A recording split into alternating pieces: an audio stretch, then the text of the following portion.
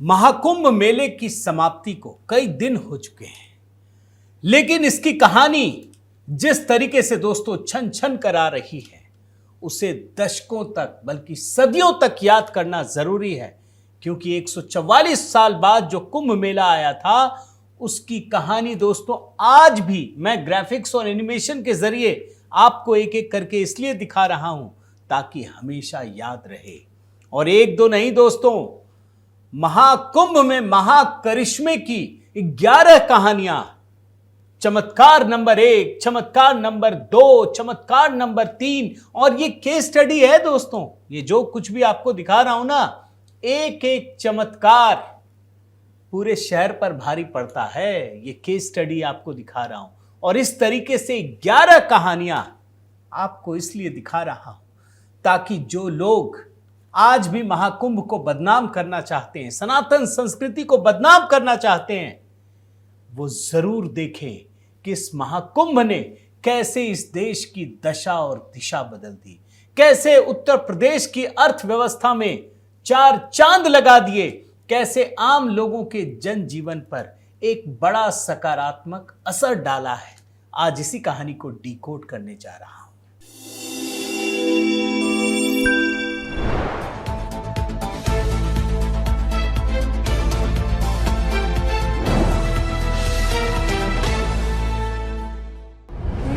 साथियों नमस्कार, मैं हरिश्चंद्र बंडवाल इस वीडियो में आप सभी का स्वागत करता हूं।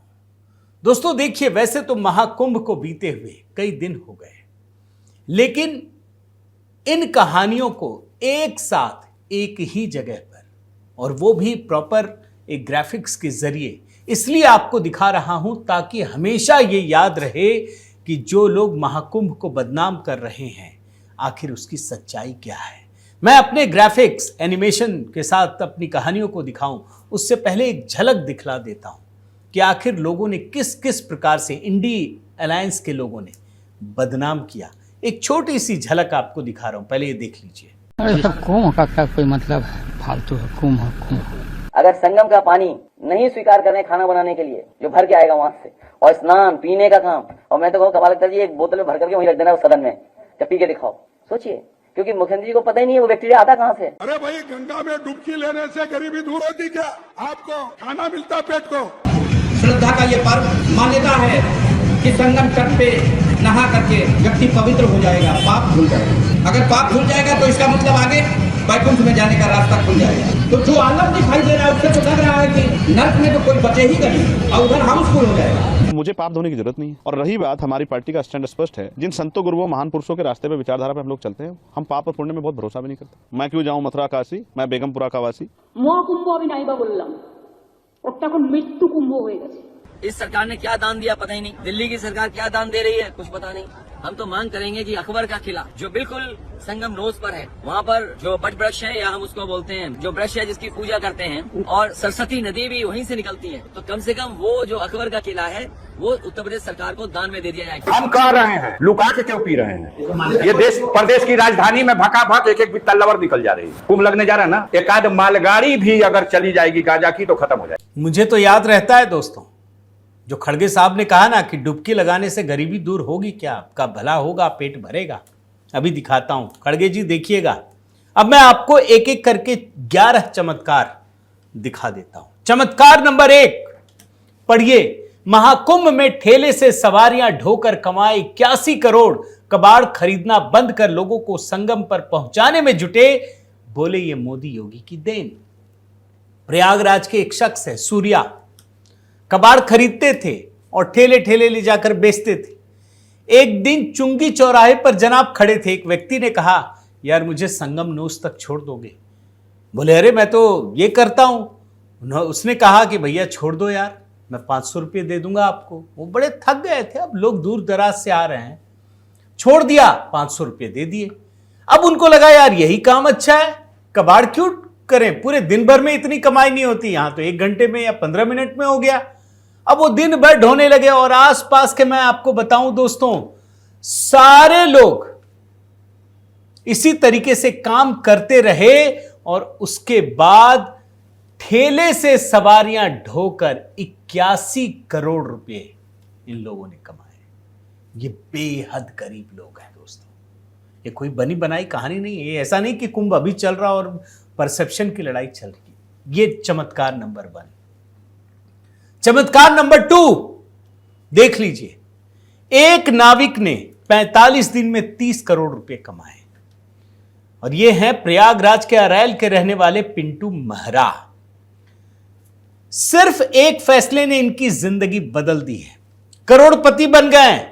2019 में योगी सरकार ने दिव्य और भव्य कुंभ में नाव चलाई थी।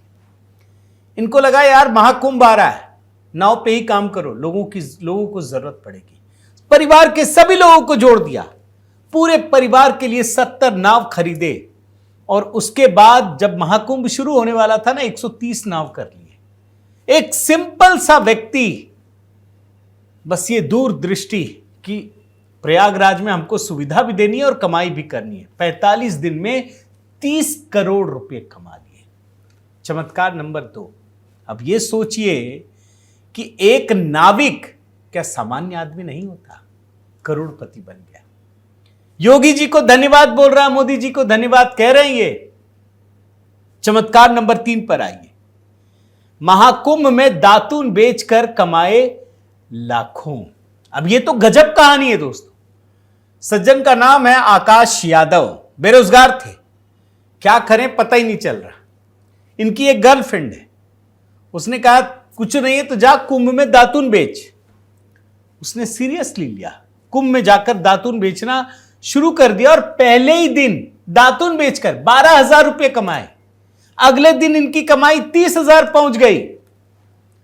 भयंकर वायरल हुए, और इतने वायरल हुए दोस्तों कि आप देखिए मुंबई में सोनी टीवी, उसका एक डांस शो है, डांस का महामुकाबला, उसमें बुलाया गया। उसने आकाश यादव ने अपनी कहानी शेयर की। मिथुन चक्रवर्ती भी बड़े प्रभावित हुए। ये चमत्कार नहीं है, एक बेरोजगार आदमी एक दिन में 20-30 हजार रुपए कमाए, सेलिब्रिटी बन जाए। चमत्कार नंबर 3, आम आदमी है दोस्तों। चमत्कार नंबर 4 आइए।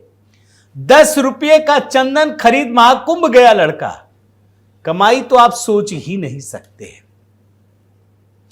10 रुपये का चंदन का टीका, कुछ नहीं। मैं भी गया महाकुंभ दोस्तों, हमारी भी इच्छा थी कि कोई टीका लगा दे, और मांगने की जरूरत नहीं पड़ती है, खुद देते हैं 5 रुपया 10 रुपया, और मांगता भी नहीं है वहां कोई। और जानते हैं इस शख्स ने बताया कि वो 5-10 रुपये लोग दे रहे थे। सुबह के 4:30 बजे से शाम के 4:30 बजे तक उसने 65,000 रुपये 10 रुपये के चंदन से कमा लिए। मान लीजिए 20-30 हजार रुपये एक दिन में भी कमा रहा है एक व्यक्ति, 1,000 आदमी को लगाया तो 10,000 रुपए।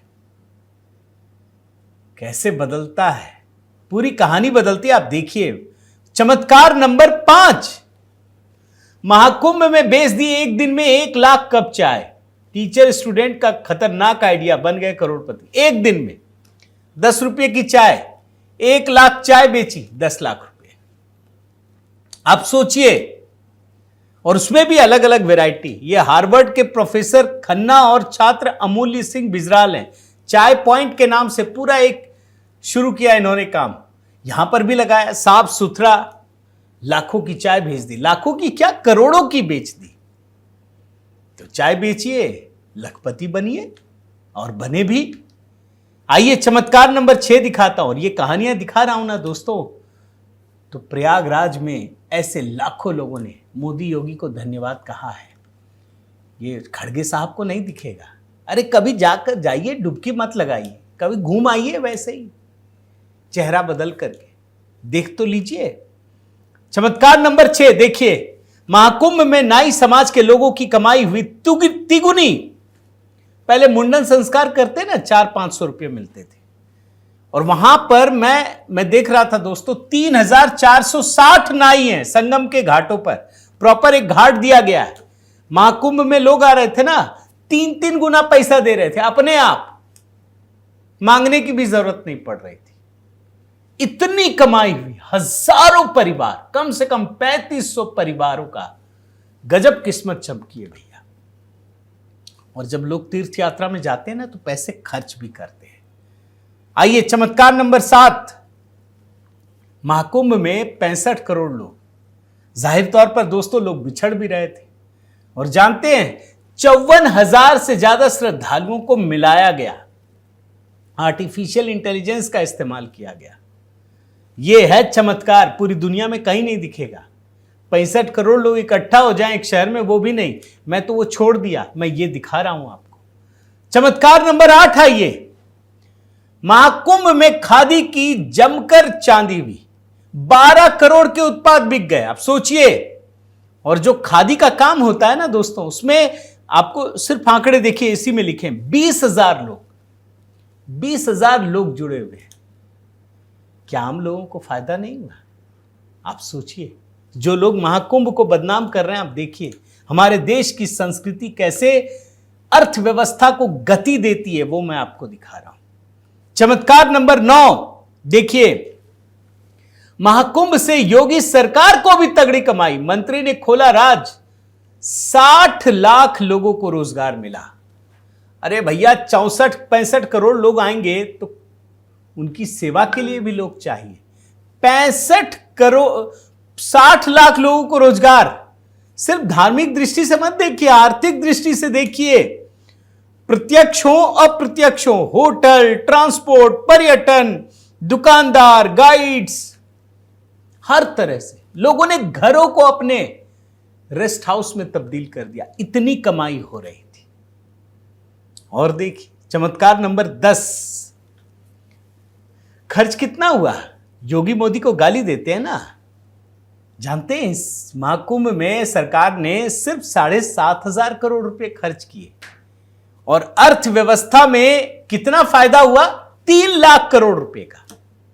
जो आ रहे थे वो खर्च भी कर रहे थे। कहां कर रहे थे? प्रयागराज में। और बड़े लेवल पे जाइए उत्तर प्रदेश में, और बड़े लेवल पर जाइए, विदेश से जो आ रहे थे भारत में खर्च कर रहे थे। मैं तो कम से कम 10 लोगों को जानता हूं जो मेरे एकदम करीबी, जो कुंभ बाहर से विदेश से आए नहाने के लिए। भारत को फायदा नहीं हुआ, डॉलर ही तो लेकर आ रहे थे। और आइए एक और दिखाता हूं, आखिरी है, लेकिन आखिरी मत समझिए, ऐसी तो बेशुमार कहानियां हैं। मैं कुछ चुनिंदा कहानियां आपको दिखा रहा हूं। आप देखिए, महाकुंभ में रेलवे भी मालामाल हो गया, इतने टिकट बिक गए 9 स्टेशन में जितने आज तक कभी नहीं बिके दोस्तों। 186 करोड़ रुपए के टिकट। प्रयागराज जिले के 3 जोन के 9 रेलवे स्टेशन पर कुल 186.99 करोड़ यानी करीब 187 करोड़ के टिकट बिक गए। भारत सरकार को भी फायदा हुआ। एक और डिपार्टमेंट है, ये देखिए, एक्सप्रेसवे। भाई 3 एक्सप्रेसवे है, 1 जनवरी से 28 फरवरी। आगरा लखनऊ एक्सप्रेसवे में 28 लाख और पूर्वांचल एक्सप्रेसवे में 15.25 लाख, 46,48,000 वाहन चले और ये 70% उछाल है। अब सड़कें बनी है, उसमें इतने लोग सफर कर रहे हैं तो पैसे तो अपने आप कट रहे हैं। मैं दिखाना ये चाहता हूं दोस्तों कि जो लोग सिर्फ महाकुंभ को धर्म की दृष्टि से देखते हैं वो बड़े गलत फहमी में हैं। भारत के त्योहार अर्थव्यवस्था को गति देते हैं, लोगों को खर्च करने के लिए प्रोत्साहित करते हैं। आप जानते हैं ना दोस्तों, मैं भारत की एक मेंटेलिटी बताता हूं अपने देश की, और बुरी भी नहीं है, कि लोग पैसे बचाते हैं, बचाना चाहिए। पैसे बचाकर जेवर खरीद लेते हैं, वो परमानेंट पड़ा रहता है। लेकिन जब त्योहार की बात आती है ना, लोग पैसे खर्च करते हैं, बाहर निकालते हैं, और उससे लोगों की जीविका में असर पड़ता है, अर्थव्यवस्था को गति मिलती है। तो जो लोग महाकुंभ को सिर्फ डुबकी लगाने से जोड़ते हैं, उनको समझ में नहीं है कि सनातन संस्कृति की ताकत क्या है। उम्मीद करता हूं दोस्तों ये कहानी आपको पसंद आई होगी। आप क्या सोचते हैं जरूर बताइए। महाकुंभ की घटना जब 144 साल बाद ऐसी घटना हुई है तो निश्चित रूप से उसके परिणाम भी बहुत विस्मयकारी रहे हैं। आप क्या सोचते हैं? अगर आपके पास भी ऐसी कहानी है तो कमेंट करके ज़रूर बताइए। और हाँ देखिए, होली पर हमने कई गीत तैयार किए हैं दोस्तों, अगर आपने नहीं देखा है तो प्लीज़ आपसे निवेदन करता हूँ कि HB मेलोडी पर जाइए और ज़रूर देखिए, अपना प्रेम और स्नेह दीजिए। चैनल अगर सब्सक्राइब नहीं किया है तो ज़रूर कीजिए। बहुत बहुत धन्यवाद। जय सिया राम।